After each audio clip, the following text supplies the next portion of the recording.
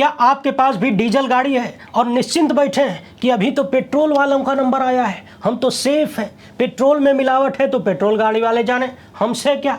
यदि ऐसा है तो आप भारी मिस्टेक कर रहे हैं। इस खबर को देखिए, मेरे हाल पे हंसने वाले, अगला नंबर आपका है। और यूपी बिहार वाले, हिंदी बेल्ट वाले, भोजपुरिया वाले खूब गाना बजाते हैं, हमार पियवा चलावे डीजल गड़िया।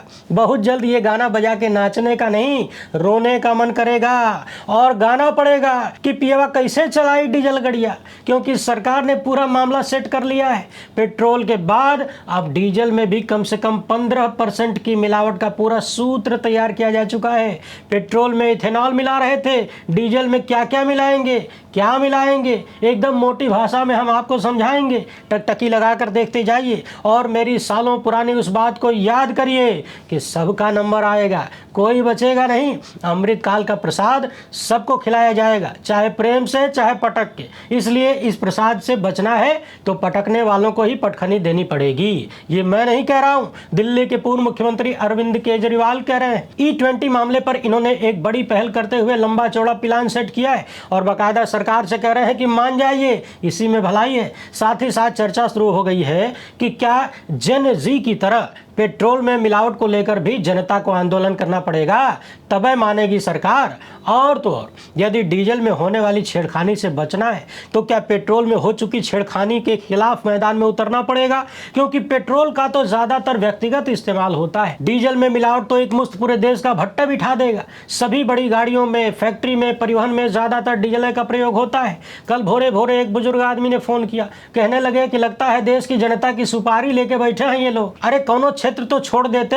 बहरहाल पेट्रोल के बाद डीजल में क्या खेल होने जा रहा है उसको समझते हैं। वीडियो को आखिर तक देखिएगा, पसंद आए तो ज्यादा से ज्यादा लोगों तक पहुंचाइएगा, ये आपकी जिम्मेदारी है, क्योंकि गोदी मीडिया यहां भी आपको फायदा बताने के लिए जल्द ही मैदान में कूद जाएगा। जैसे हमने छेड़ दिया, बात शुरू हो गई। अब आप लोग वीडियो को जितना ज्यादा शेयर करेंगे उतनी जल्दी गोदी मीडिया के लपट झंडे कुदाए जाएंगे। आगे बढ़ने से पहले आप सभी से एक छोटी सी अपील है, पहली बार है तो चैनल को सब्सक्राइब करके घंटी बजा दीजिए टन से। हर वीडियो को लाइक और शेयर करना आपकी जिम्मेदारी है। इसके अलावा आप जानते हैं कि हम किसी धन्ना सेठ या राजनीतिक दल के दम पर चलते नहीं, तभी खुलकर आपके मुद्दों पर बात हो पाती है। हमारा काम पसंद आता हो तो इस QR कोड या फिर मोबाइल नंबर का प्रयोग करते हुए जो भी हो सके आर्थिक सहयोग भेजने का प्रयास जरूर करें। बहुत बहुत धन्यवाद। इस विश्व स्तरीय खबर को देखिए। केंद्रीय सड़क परिवहन मंत्री नितिन गडकरी ने कहा कि सरकार डीजल में अधिकतम 15% आइसोब्यूटेनॉल मिलाने की दिशा में बढ़ रही है। इसे IB15 कहा जाता है। IB15 का मतलब है 15% आइसोब्यूटेनॉल और 85% डीजल। समझने वाली बात यह है कि अब तक ये पूरे देश में लागू नहीं हुआ है, लेकिन टेस्टिंग बहुत जोर से चल रही है, एकदम विश्वगुरु की स्पीड से। नीति बनाने का काम भी चल रहा है, यानी कभी भी आपके सर पे इसका ठीकरा फोड़ा जा सकता है। सड़क परिवहन मंत्रालय के सचिव C उमाशंकर ने 2026 में कहा था, मई 2026 में, कि सरकार इस विषय को गंभीरता से ले रही है और इसकी अनिवार्यता संबंधी आदेश 2026 के अंत तक आ सकता है। यानी 2026 जाते जाते और 27 आते आते क्या आपकी गाड़ियों का भी लगने वाला है, पता लगाइए। यानी अब तक तो पेट्रोल गाड़ी वाले ही रो रहे थे, बिलख रहे थे, चिल्ला रहे थे बेचारे, अब डीजलों वाले जल्द ही वही करेंगे। उनका पूरा ख्याल रखा जाएगा, क्योंकि प्रसाद सबको बराबर मिलना चाहिए, भेदभाव नहीं होना चाहिए। और वर्तमान सरकार का तो नारा ही है कि सबका साथ, सबका विकास, सबका विश्वास, तो सबका विश्वास बराबर का होना चाहिए। खबरें बता रही हैं कि शुरुआती परीक्षण 2% मिला के किया जा रहा है। अलग अलग कंपनियों के अलग अलग गाड़ियों में मिलावटी डीजल डाल के चेक किया जा रहा है कि माइलेज में क्या बदलाव है, कितनी घटोत्तरी हो रही है, कितना प्रदूषण निकल रहा है, इंजन का हाल क्या होता है और इंजन की स्थिरता में क्या हालचाल है। अब जरा समझिए कि आइसोब्यूटेनॉल होता क्या है। ये एक तरह का अल्कोहल ईंधन है, लेकिन इसकी रासायनिक संरचना अलग होती है। इसे इथेनॉल या जैविक पदार्थ से बनाया जाता है। यह इथेनॉल की तुलना में डीजल के साथ बेहतर तरीके से मिक्स हो सकता है, हो नहीं जाता है, हो सकता है। इसकी ऊर्जा क्षमता इथेनॉल से अधिक होती है, लेकिन डीजल से कम होती है। यानी बात साफ है कि डीजल से कम पावर है इसकी, यानी इसकी ज्वलनशीलता कम होगी, यानी जाहिर तौर पर एवरेज कम होने का चांस है। इसलिए ज्यादा मिश्रण होने पर माइलेज और इंजन पर प्रभाव की पूरी जांच जरूरी है। और ये सरकार कोई भी चीज आपके माथे ढकेलने से पहले कितना जांच करती है आपको बढ़िया से पता है। अरे कोविड वैक्सीन तक के परीक्षण और अन्य चीजों को लेकर सवाल उठते रहे, यानी जो आपके भीतर, शरीर के भीतर डालना था उसको लेकर सवाल उठते रहे, कोई असर नहीं पड़ा। यहाँ तो गाड़ी में डालना है, क्या असर पड़ेगा। अब आपके मन में आ रहा होगा कि पेट्रोल में इथेनॉल मिला रहे हैं तो डीजलों में काहे नहीं इथेनॉल ठोक देते हैं। क्या दिक्कत है? तो मसला यह है कि डीजल में जब इथेनॉल मिलाते हैं तो ये स्थायी रूप से मिक्स नहीं हो पाता है। पानी या तापमान बदलने पर दोनों अलग अलग हो सकते हैं। हालांकि ये मसला तो पेट्रोल के साथ भी सामने आ रहा है कथित रूप से। ये रिपोर्ट्स बता रही हैं कि पुराने ED5 यानी 5% इथेनॉल और 95% डीजल परीक्षण में ईंधन टैंक में जमाव जैसी समस्याएं सामने आई थी। यानी अभी जो आप सोशल मीडिया पर तमाम वीडियो देखते हैं कि इथेनॉल अलग हो गया, नीचे बैठ गया, पेट्रोल ऊपर उड़ गया, यहां भी वैसी ही समस्या पूर्व में डीजल में मिलावट में आ चुकी है। इसी तरह का एक मामला बायोडीजल का भी है। बायोडीजल आइसोब्यूटेनॉल से बिल्कुल अलग ईंधन है। इसे खाने का तेल जो कि इस्तेमाल किया जा चुका होता है उससे बनाया जाता है, गैर खाद्य वनस्पति तेल से बनाया जाता है, पशुओं की चर्बी से बनाया जाता है, तेल उद्योग के जो अपशिष्ट होते हैं उससे बनाया जाता है और कुछ कृषि तथा जैविक कच्चे पदार्थ से भी बनाया जाता है। सवाल यह है कि यदि पशुओं की चर्बी से बनाया जाएगा तो कितने पशुओं की चर्बी चाहिए, वो कौन से पशु होंगे? B5 का मतलब होता है 5% बायोडीजल और 95% सामान्य डीजल। B20 का मतलब होता है 20% बायोडीजल। तो कुल मिलाकर कई तरह की बातें हैं। देखना यह है कि सरकार डीजल के मामले में कितना मिलावटखोरी कर रही है। मुझे याद है हमारे ग्रामीण क्षेत्र में बहुत सारे लोग वर्षों पहले केरोसिन में केमिकल मिलाकर उसे डीजल का रंग देते थे। अब तो केरोसिन नहीं मिलता है, मिलावट कहाँ करेंगे? उस वक्त केरोसिन में कोई केमिकल मिला के उसे डीजल का रंग देते थे और डीजल की अपेक्षा कम रेट में बेचा करते थे। लेकिन पुलिस को यह सब कुछ गैर कानूनी लगता था, जब देखो तब छापेमारी। मगर यहाँ देखिए पूरी सरकार ही डंके की चोट पर मिलावट कर रही है और तो और रेट भी नहीं कम कर रही है। रेट वही वसूलेंगे और मिलावट करके देंगे। इससे बड़ी दादागिरी क्या होगी? मिलावट भी ऐसी जो आपकी गाड़ियों की ऐसी तैसी कर दे। सोचने वाली बात यह है कि पेट्रोल गाड़ियों का जो हाल हुआ है, जिस तरीके से तरह तरह के वीडियो सामने आ रहे हैं, आरोप लग रहे हैं, लोग अपनी अपनी समस्याएं सुना रहे हैं, क्या वही हाल डीजल गाड़ियों का भी होगा? अगर आप ऐसी टेस्टिंग 2-4 महीने, 6 महीने या साल 2 साल करते हैं तो क्या इससे यह भी पता चल सकता है कि अगले 10 साल में क्या क्या फर्क होगा, क्या नुकसान हो सकते हैं?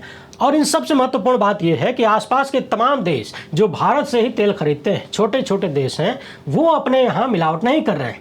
उनको मिलावट करने की जरूरत नहीं पड़ रही है। लेकिन भारत में नाले की गैस से चाय बनाने वाले हमारे जो विश्वगुरु साइंटिस्ट हैं, उनको न जाने कौन सी आफत आ गई है। डीजल पेट्रोल सब में मिलावटखोरी करने की एक बहाना दिया जाता है कि डॉलर बचाना है। यदि सच में डॉलर बचाना है तो विदेशी अन्य सामानों पर जो आपकी निर्भरता है उसको 12 साल में कम काहे नहीं कीजिए। आपने डीजल पेट्रोल पर निर्भरता को कम क्यों नहीं किया? वो काम नहीं करेंगे। ये चाहते हैं कि आप ज्यादा से ज्यादा डीजल पेट्रोल पर निर्भर रहें, खरीदें, ताकि डीजल पेट्रोल आप खरीदें तो उनको मोटा मोटा टैक्स मिले।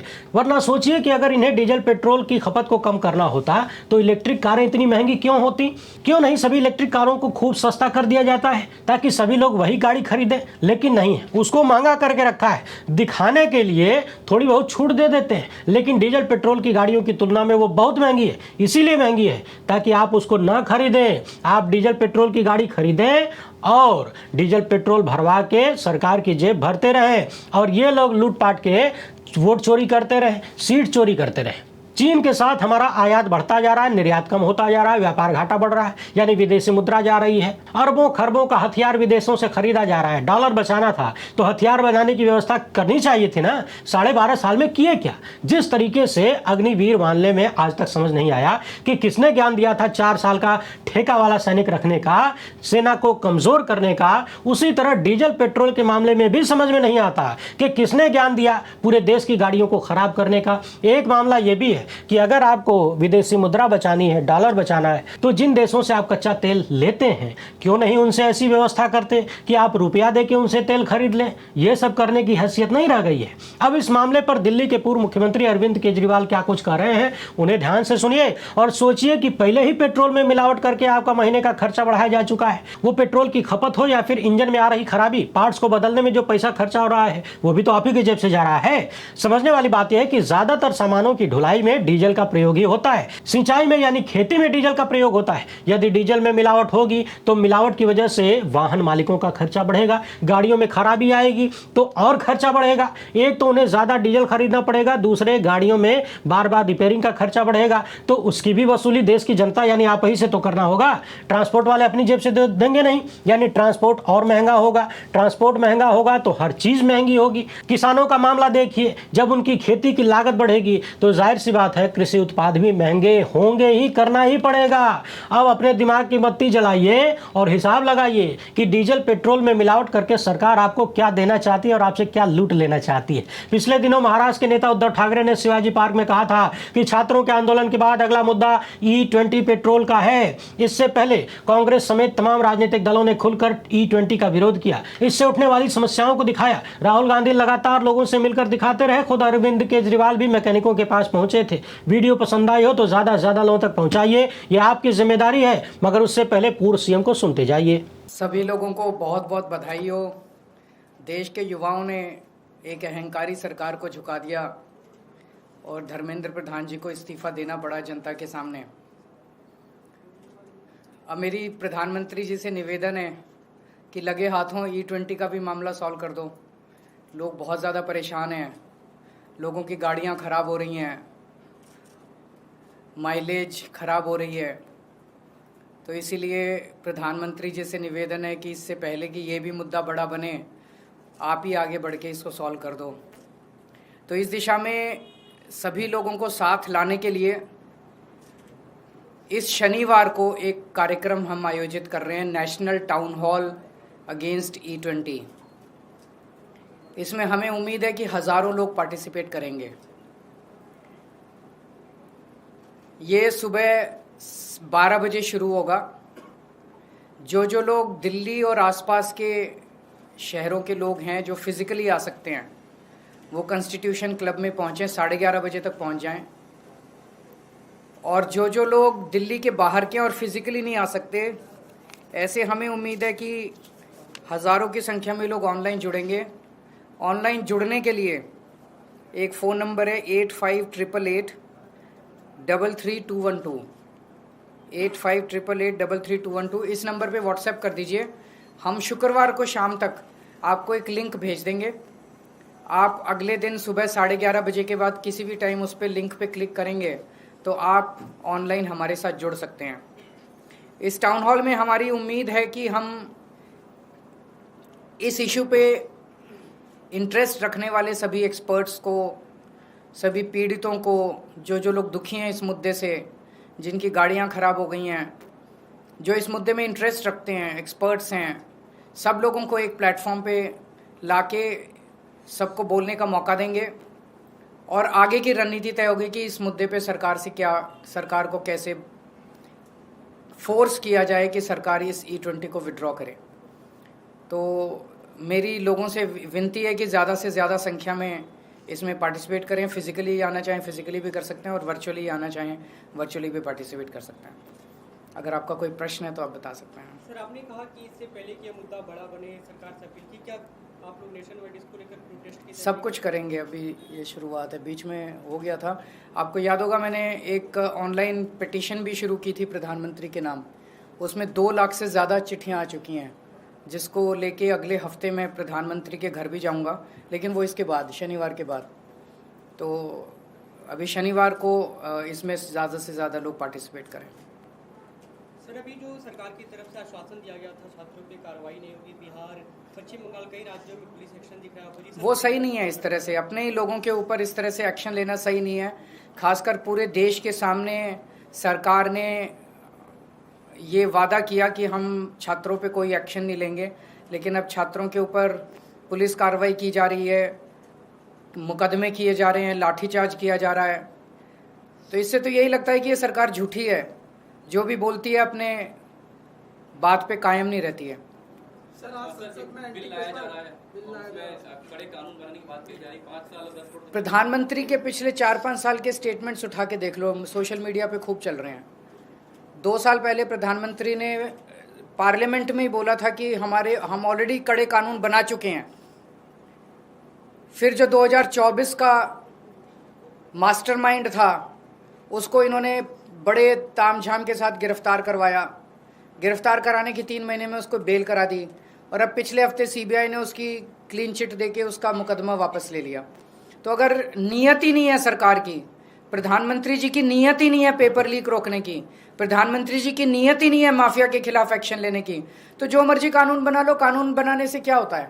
और अगर नीयत हो तो कानून तो ऑलरेडी बहुत है। अगर आपने उनके खिलाफ एक्शन लेना है तो ऑलरेडी बहुत कानून है जिनके अंदर उनको सजा दिलाई जा सकती है। लेकिन फिर भी कड़े कानून और बनते हैं तो हम उसका स्वागत करते हैं, उसमें कोई दो राय नहीं है। लेकिन पहले नीयत होनी चाहिए उनको पकड़ के जेल में डालने की, उनको कड़ी से कड़ी सजा दिलवाने की। Thank you. सर, पंजाब के शिक्षा मंत्री को लेकर सवाल खड़े हो रहे हैं कि पंजाब में पेपर चोरी हुई और उसको हटाया नहीं जा रहा। ये 10 साल हमारी दिल्ली में सरकार रही, एक भी पेपर लीक नहीं हुआ। 5 साल से हमारी पंजाब में सरकार है, एक भी पेपर लीक नहीं हुआ।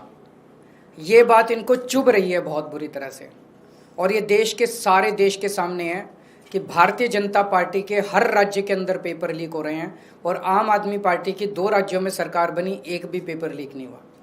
ये जिस पेपर के बारे में आरोप लगाया जा रहा है, 2 सेंटर्स के अंदर कुछ बच्चे स्मार्ट पेन लेके अंदर चले गए, स्मार्ट पेन के जरिए उन्होंने बाहर पेपर की स्कैनिंग करके फोटो बाहर भेजने की कोशिश की ताकि बाहर से उनके आंसर्स आ सकें, चीटिंग करने की कोशिश की। वो 10-12 बच्चे जो भी थे वो उसी टाइम वहीं पकड़े गए, कोई पेपर लीक नहीं हुआ है। तो ये झूठा आरोप लगा रहे हैं पेपर लीक हो गया, क्योंकि इनके पास कुछ कहने को नहीं है। आम आदमी पार्टी की पंजाब सरकार में जब हमारी 2022 में सरकार बनी, उसके पहले वाले साल में 27वें नंबर पे था पंजाब शिक्षा के क्षेत्र में, 27th नंबर। आज नंबर 1 आ गया केरला को पीछे छोड़ के। तो जो शानदार काम शिक्षा के क्षेत्र में हुआ है उसको कलंकित, उसके ऊपर गलत वो आरोप लगाने की कोशिश की जा रही है।